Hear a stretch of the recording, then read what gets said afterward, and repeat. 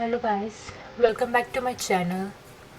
आज की इस वीडियो में हम the fundamental of human geography का second chapter the world population distribution density and growth करने वाले हैं। इस चैप्टर का अगर हम टाइटल देखेंगे तो इसमें हम देखेंगे कि वर्ल्ड पॉपुलेशन, हमारा ये सेम चैप्टर हमारी इंडियन इकोनॉमी जो हमारी ज्योग्राफी की सेकेंड बुक है, उस बुक में भी ये चैप्टर है। एंड इस वाली हम अपनी फंडामेंटल ऑफ ह्यूमन ज्योग्राफी में वर्ल्ड पॉपुलेशन का डिस्ट्रीब्यूशन, उनकी डेंसिटी एंड उनकी जो ग्रोथ है हम वो देखने वाले हैं। इसे स्टार्ट करते हैं हम। The population of a world is unevenly divided. अगर हम अपने वर्ल्ड की पॉपुलेशन देखें तो वो अनइवनली डिवाइडेड है या डिस्ट्रीब्यूटेड है या डिवाइडेड है। मतलब कोई फिक्स्ड वे में हमारी पॉपुलेशन डिवाइडेड नहीं है कि एक रीजन में सिर्फ हिंदू रहेंगे या एक रीजन में इतने % लोग रहेंगे और एक रीजन में इतने % लोग रहेंगे, ऐसा कोई डिवाइडेड नहीं है। हमारी पॉपुलेशन जो है तरह तरह से हर जगह बिखरी हुई है। जॉर्ज क्रेसी ने ये रिमार्क करवाया, हमें बताया that Asia has many places where peoples are few and few places where peoples are many. जो एशिया है, एशिया एक कॉन्टिनेंट है जिसमें हम रह रहे हैं, उधर ऐसा जॉर्ज क्रेसी ने बताया है that Asia has many places where people are few. Asia में ऐसी बहुत जगह है जहाँ पे लोग कम है और ऐसी बहुत कम जगह है जहाँ लोग बहुत ज़्यादा हैं। हम अपना पहला टॉपिक शुरू करते हैं, patterns of population distribution in the world में पॉपुलेशन को किस वे में डिस्ट्रीब्यूट किया गया है हम वो देखेंगे। The pattern of population distribution and density help us to understand the demographic characteristic of any area।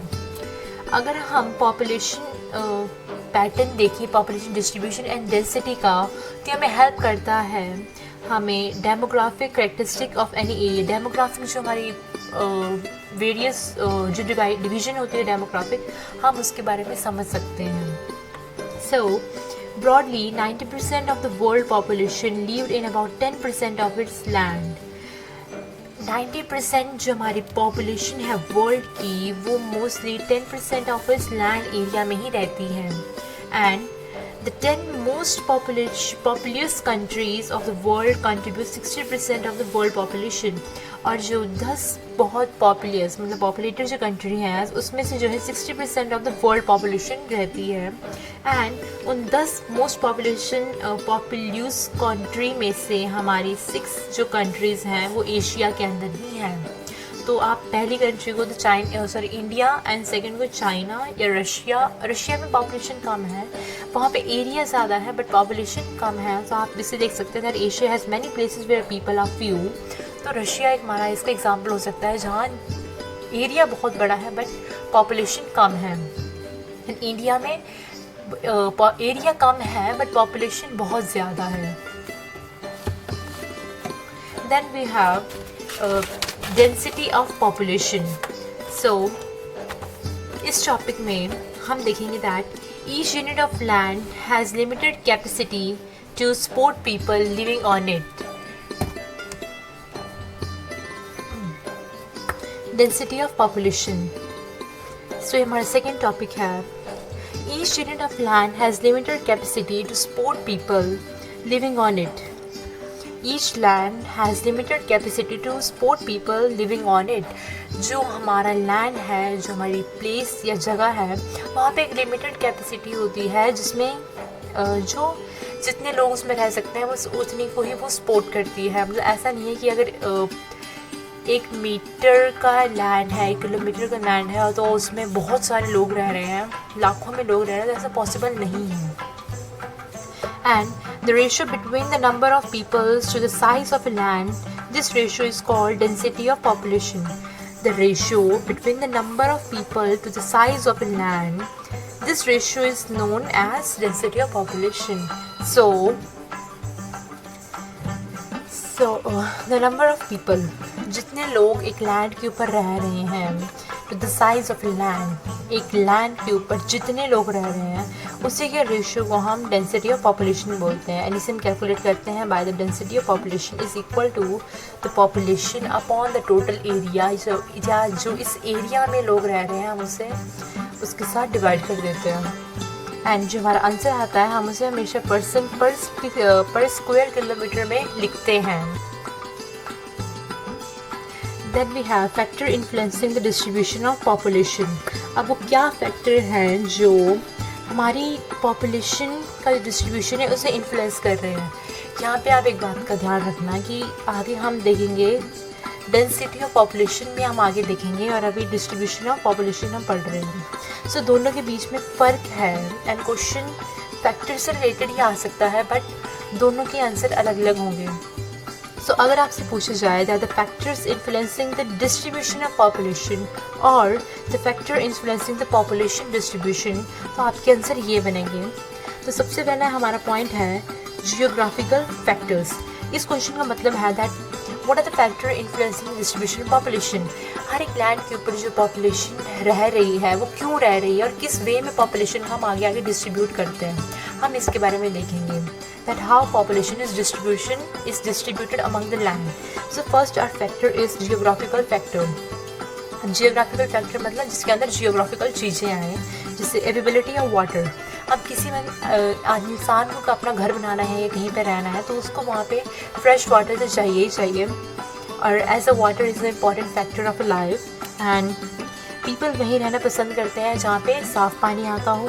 And even the mostly densely populated area in the world is near the river valleys. And आपको ये भी पता होगा जितनी हमारी civilisation शुरू हुई थी वो सारे रिवर के पास ही शुरू हुई थी। So first factor is geographical factor जिसका सब पॉइंट है availability of water. Second is land form. People prefer to live on a flat plains and gentle slope. People वही प्रेफर करते हैं जहाँ पे फ्लैट प्लेन्स हों और जो साथ में जेंटल स्लोप्स भी हों, क्योंकि वहाँ पे घर बन सकते हैं। अब कोई हिली एरिया में घर बना सकता है but sometime it doesn't suit to a person to person, and because such areas are favorable for the production of a crops and to build road। hilly areas में रोड बनाना मुश्किल हो जाते हैं but in a flat plain area building roads and doing cultivation crops is very easy। Even Ganga plain are densely populated area of the world while the mountain zone in the Himalayas are less populated। ये आपको पता है that Ganga का जो plain area है वो बहुत ज़्यादा पॉपुलेटेड है and as compared to the mountainous area in the Himalayas वो less populated। थर्ड उसका सब पॉइंट है climate। So an extreme climate with a very hot and or cold deserts are uncomfortable। Human beings के लिए बहुत ज़्यादा hot या बहुत ज़्यादा कोल्ड एरिया होना या क्लाइमेट होना बहुत ज़्यादा अनकम्फर्टेबल हो सकता है। And the areas of moderate climates are area which attract more peoples. जहाँ पे मॉडरेट क्लाइमेट रहता है, ज़्यादा गर्मी या ठंड नहीं होती है, वही एरिया पीपल्स बहुत ज़्यादा प्रेफर करते हैं। Then we have soil. So fertile soil are important for agriculture and allied activities. Fertile soil बहुत इंपॉर्टेंट होती हैं एग्रीकल्चरल एक्टिविटीज़ के लिए और जो हमारी अलाइड एक्टिविटीज़ होती हैं। And areas which have fertile loamy soil have more peoples living on them as they can support intensive agriculture. और वो एरिया जहाँ पे फर्टाइल और लोमी सॉइल होती है वहीं पे बहुत ज़्यादा पीपल्स रहते हैं बिकॉज वही एरिया जो है एग्रीकल्चर को सपोर्ट करता है। Then we have second factor economic factor. पहले हमने पढ़ा जियोग्राफिकल फैक्टर, अब हम देखेंगे economical factor. So economic factor में हमारा फर्स्ट सब पॉइंट है minerals. So the areas with mineral deposits attract industries. जहाँ पे मिनरल डिपोजिशन मिलेगा वहाँ पे इंडस्ट्री सेटअप्स होगी ही होंगी। And mining and industrial activities generate employment. अब माइनिंग्स हो रही हैं साथ में इंडस्ट्री बन रही है तो वहाँ पे काम करने के लिए हमें वर्कर्स की भी ज़रूरत पड़ेगी जिससे हमें वहाँ पे एम्प्लॉयमेंट बढ़ती हुई मिलेगी। Then we have urbanization. So cities offer better employment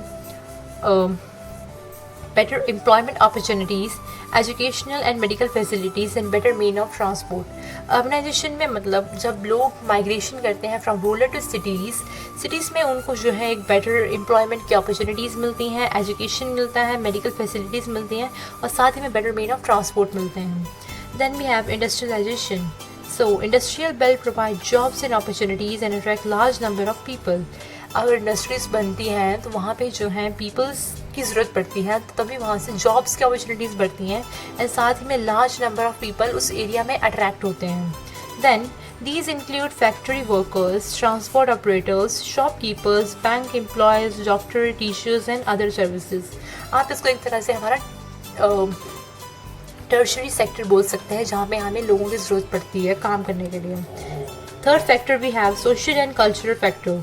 अब सोशल एंड कल्चरल फैक्टर में some places attract peoples because they have religious और cultural significances.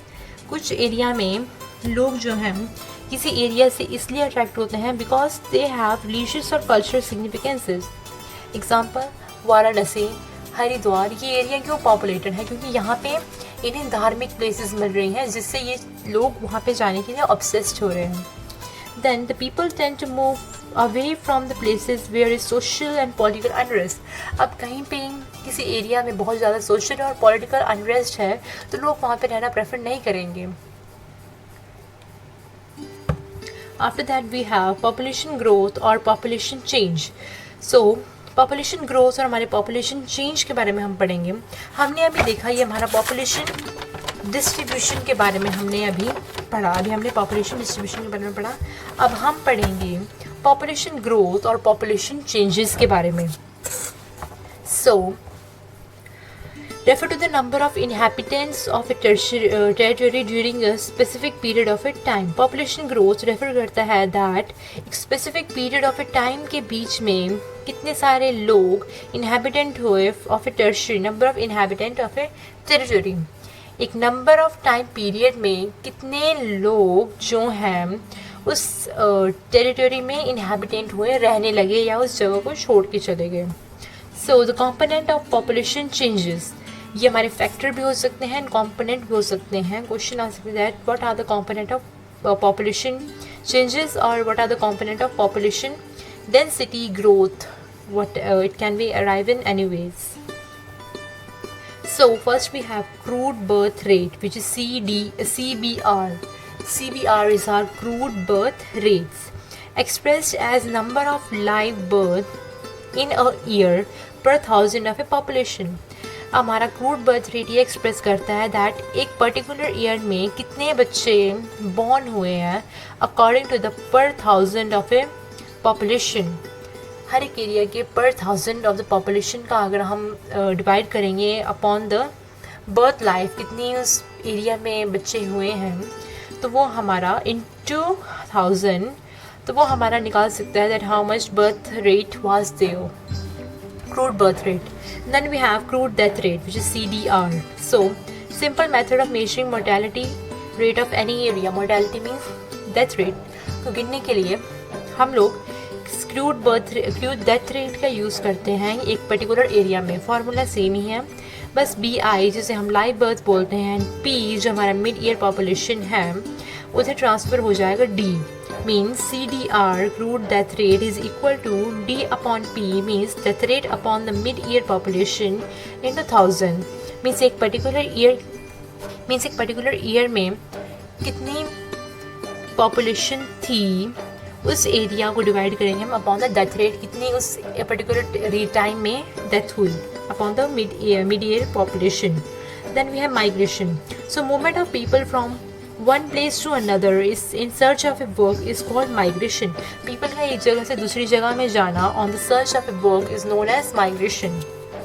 Then people move from one place to another. The place they move is called place of origin. लोग एक जगह से दूसरी जगह जाते हैं, उस place को बोलते हैं the place of origin, means जहाँ पे उन्हें जाना है. And then we have the place they move is called place of destination. Okay. The place of origin. हमने place of origin की बात की. place of origin वो है जिस जगह से वो लोग गए हैं टू द डेस्टिनेशन, मीन्स अगर वो हमारे पंजाब से हिमाचल जा रहे हैं तो वो उनकी प्लेस ऑफ ओरिजिन क्या है, पंजाब, एंड उनकी डेस्टिनेशन क्या होगी, Himachal. So the place they move is called place of destination. जिस जगह में वो जा रहे हैं वो उनकी प्लेस ऑफ डेस्टिनेशन है. एंड द माइग्रेशन में बी परमानेंट, टेम्परेरी और सीजनल. माइग्रेशन हमारी परमानेंट भी हो सकती है, टेम्परेरी भी हो सकती है और सीजनल भी हो सकती है. So migration mainly rural to urban और अर्बन टू रूरल, या रूरल टू रूरल और अर्बन टू अर्बन के बीच में हो सकती है.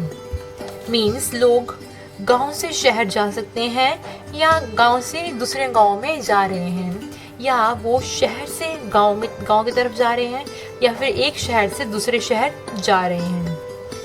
सो then we have a person in both immigrant और एमर्जेंट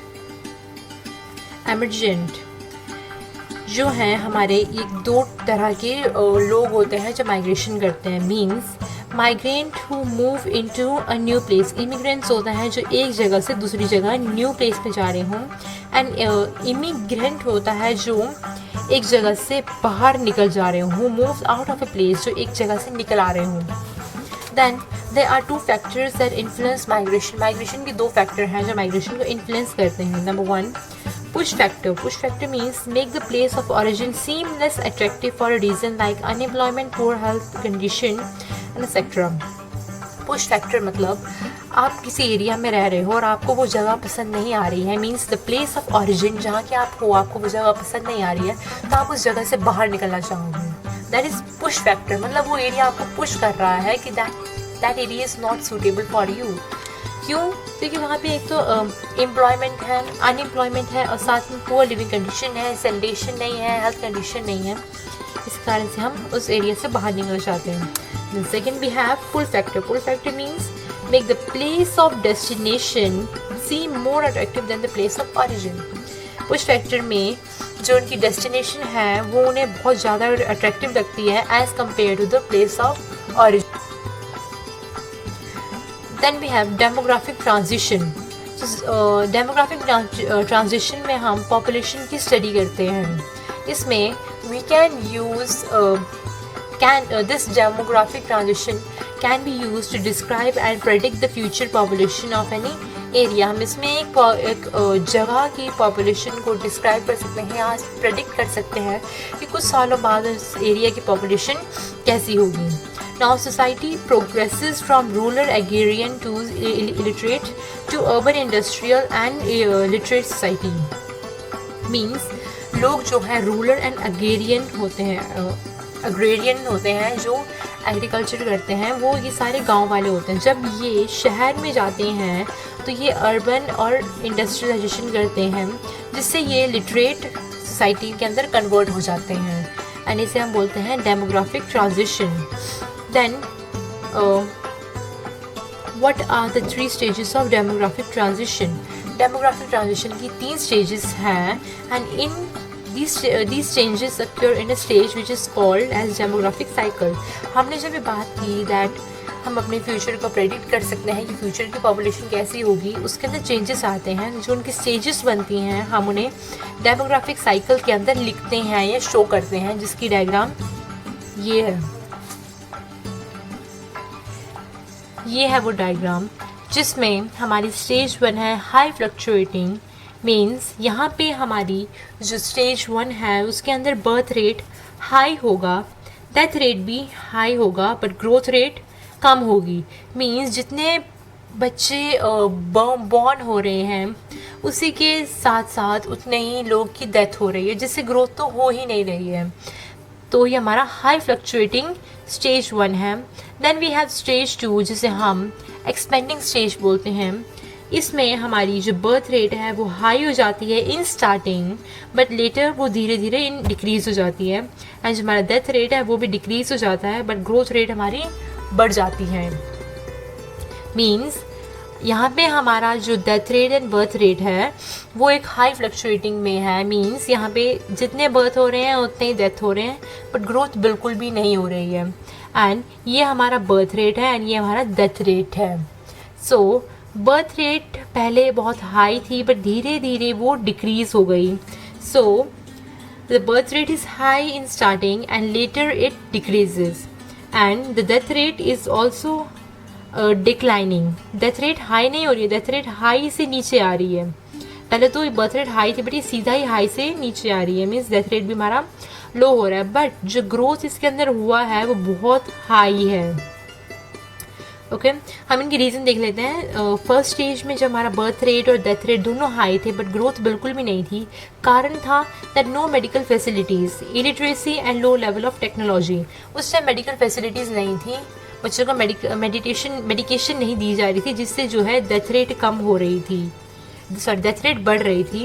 इलिटरेसी थी और लो लेवल ऑफ टेक्नोलॉजी भी थी. सेकंड में हमारा improvement in sanitation and health. हमारा बर्थ रेट और डेथ रेट इसलिए कम हुआ बिकॉज वहाँ पे इम्प्रूवमेंट इन सैनिटेशन और हेल्थ के अंदर इम्प्रूवमेंट आई, जिससे हमारा ग्रोथ रेट भी बढ़ने लगा. And third we have birth rate. Third stage थी हमारी लो फ्लक्चुएटिंग. इसमें क्या हुआ, birth rate decreases, death rate decreases and growth rate also decreases, means the population became educated and high technological and know how to control the birth. इस stage में हमारी population का जो ग्रोथ था वो कम हो गया, बर्थ रेट भी कम हो गई एंड डेथ रेट भी कम हो गई. क्यों कम हो गई, बिकॉज यहाँ पे लोगों को जो है लोग एजुकेटेड बन गए, हाई टेक्नोलॉजी आ गई और साथ ही में उन्हें बर्थ को कैसे कंट्रोल करना है उसके बारे में भी पता चल गया. तो यही हमारा लास्ट टॉपिक था इस चैप्टर का. अगर आपको ये चैप्टर समझ आया हो सो आप साथ ही में इसकी बुक की रीडिंग भी कर लेना, जिससे आपको ये चैप्टर और डिटेल में समझ आएगा. और जो क्वेश्चन इससे बन सकते हैं वो मैंने आपको बता दिए. इंपॉर्टेंट क्वेश्चन ये भी है that diagram can be asked in a board exam also with asking the 3 stages of a demographic transition with reasons. So आज की इस वीडियो में बस इतना ही. अगर आपको वीडियो समझ आई हो तो आप प्लीज़ इस चैनल को लाइक एंड सब्सक्राइब करें. मिलते हैं नेक्स्ट वीडियो में with a new chapter explanation. Thank you so much for watching.